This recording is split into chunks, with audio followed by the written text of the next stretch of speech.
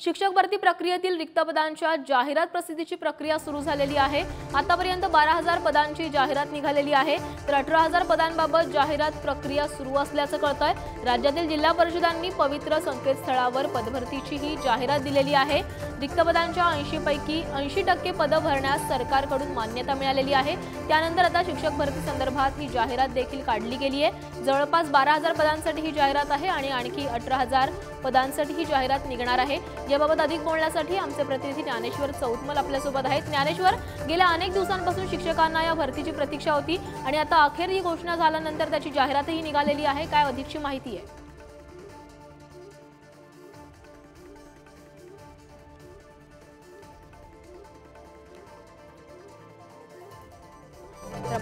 आपण आमच्या प्रतिनिधींकडून अशीच माहिती घेत राहणार आहोत, पण आपण बघतोय शिक्षक भरती संदर्भात ही महत्त्वाची बातमी समोर आलेली आहे। शिक्षक भरती प्रक्रियेतील रिक्त पदांसाठी आता जाहिरात निघालेली आहे आणि रिक्त पदांच्या 80% पदं भरण्यासाठी सरकारकडून मान्यता मिळाली आहे।